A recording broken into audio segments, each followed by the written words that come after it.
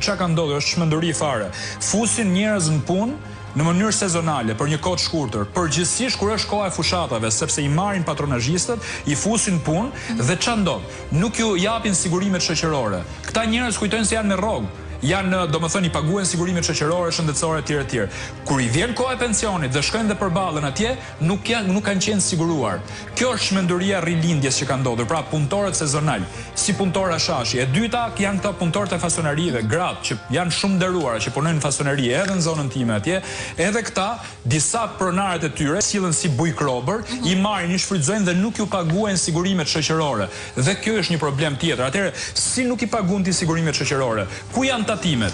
Ky drejtori tatimeve apo tatimori që është si taksidar, si ka mundësi që nuk i kontrollon këtë gjëra?